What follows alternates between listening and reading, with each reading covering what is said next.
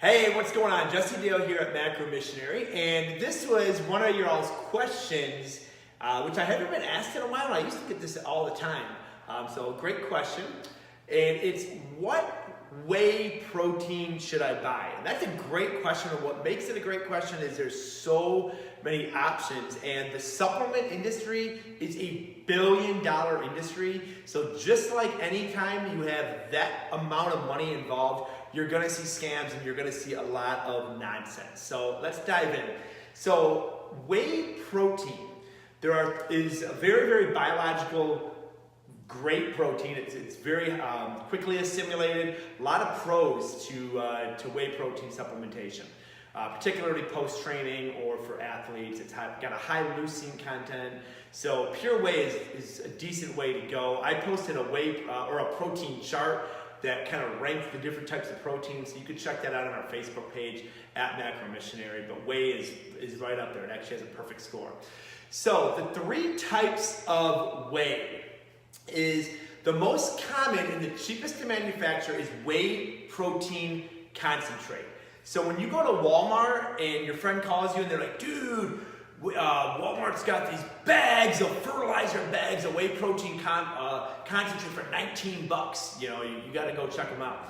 So whey protein concentrate by itself, it has a very low molecular weight, very high assimilation period, and is a great whey.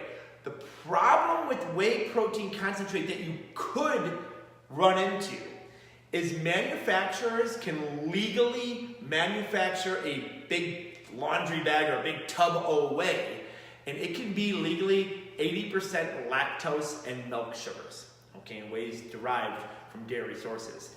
So if you have an unscrupulous whey protein manufacturer, they can make a whey protein that is nothing but 80% lactose and milk sugar. So you go, you drink it, you get bloated, gassy, and you're like, oh my gosh, what did I just eat? Okay, and that's what gives a lot of wheys a bad name. So if you're buying like big, gigantic bags of whey from Walmart and they're like 19 bucks, that's probably a number one sign. Or if a new company comes out, you never heard of them, and the first ingredient on the back of the product is whey protein concentrate, that doesn't mean that they're cutting corners. It means that they can be cutting corners. Okay, so I guess the easiest way to test that would be to have like kind of a mega dose, like maybe 50 or 75 grams of that protein. If you feel like crazy bloated, gassy, then you know that that was pretty much lactose and milk sugars. Okay, so the second type of whey is whey protein isolate. Whey protein isolate is a smaller and lower molecular weight than concentrate. Now remember, concentrate's already pretty small and pretty light. So whey protein isolate is assimilated real quick.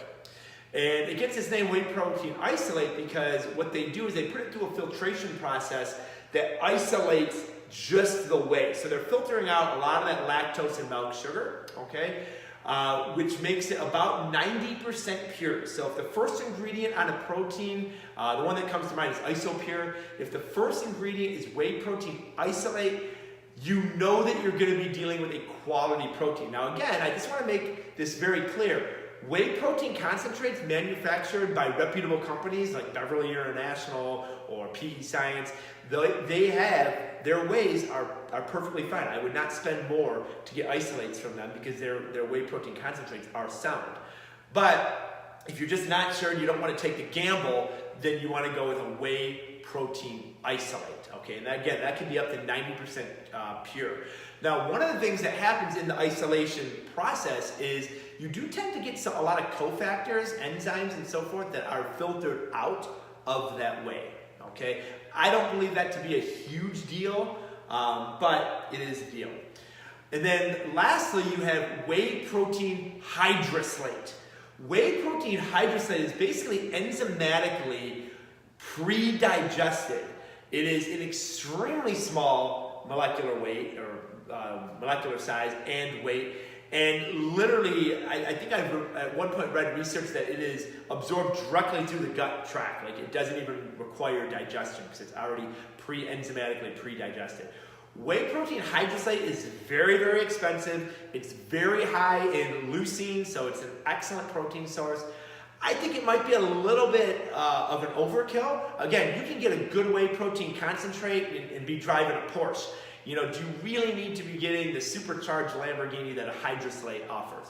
But if you're just a person that you want the top of the line, you want the quality, you want the highest leucine content, your whey protein hydroslates are going to be your best bang for your buck, okay? And you'll notice that your hydroslates and some of your isolates, that's where you get your zero carb and your zero fat proteins from, because their filtration processes literally take everything off and isolate just the whey, okay? So another test that I like to run when I'm buying a whey, now this doesn't speak necessarily to the quality of the whey protein, but it kind of speaks to the quantity, and if they're just throwing a bunch of other like factors in there just to kind of dilute it. So when I buy a whey, when I'm drinking whey, I want protein. You know, I don't want it to be a bunch of carbs in there. I don't want there to be a bunch of fat in there. I want to be able to slam it after my workout and know that I just got X amount of whey. So a good little thing that I'll teach you is I have here, let's just say, I obviously trust both these companies because I'm in my home, okay? So I've got Optimum Protein here, okay? So say I was choosing between this Optimum or this is PE Science. Now, again, I trust both of these. These are both concentrate isolate mixes. I trust them both, good to go. So how do I decide, other than taste, which one I'm going to go with? Well, what I like to do is I like to take the serving size. So say the serving size is 31 grams. And I'll take the protein grams and divide that by the serving grams.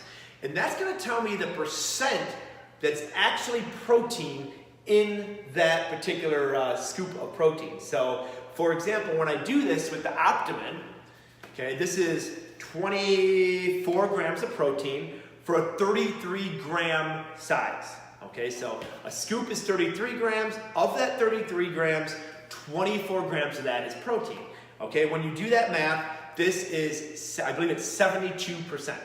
Okay, so 72% is protein. The remaining 28% is fat, fillers, carbohydrates, and other substrates. Okay, when I take my PE Science here, okay, now here a serving size is 31 grams. Okay, of that 31 grams, 24 grams of it is protein. Okay, so I take 24 divided by 31, and this is 77% protein. So that means that only 23% is going to be fat, carbs, and other fillers. Okay, there's other proteins like Isopure where they're like 95% protein, so they pass that test very well. Okay, Beverly Muscle Provider is a great post-workout whey protein. It scores very high both on this test, and it's very, very reputable. I believe it's a hydroslate, concentrate, and isolate mix, so they have all three wheys in there. But if you trust the company, so you're out looking at the shelves and you trust the company and you're just looking for protein, you don't want a bunch of carbs, a bunch of fat, a bunch of cofactors, just take the protein grams, divide it by the serving size, and I would say that above 75% is what I would be looking for. There's nothing wrong if there's some other cofactors in there, some fats, some carbs. But again, you know, when I'm drinking a whey protein, it's normally after a workout. I'm doing it purely for that reason, post workout nutrition. I'm not necessarily doing it for the taste or for a meal and so forth. Okay. Good thing about wheys is you can turn them into a meal. You can always add heavy cream for fat. You can add pulverized oatmeal, which kind of turns them into a good meal replacement shake. Have an apple with them, or a lot of people add fruit. You know, I'll add fruit occasionally. Spinach is a good one to add if you want to make it more of a meal replacement. All right, so hopefully this was helpful. The good takeaway here is if you don't know the company and the price seems too good to be true, and the first ingredient is concentrate, whey protein concentrate, I would probably invest the extra $5, $10 and go with a brand that I know, or just a little bit higher priced brand. Price isn't everything, but when something seems too good to be true in the whey industry, you tend to just end up with a tub of lactose and milk sugar. Okay, but if the first ingredient is isolate and you haven't really heard of the company, not saying they still can't lie on their label claims. It's just they have less wiggle room than they would with a concentrate. So, all right, rock and roll. Keep those questions coming. Hopefully this was helpful, and have a rockin' day.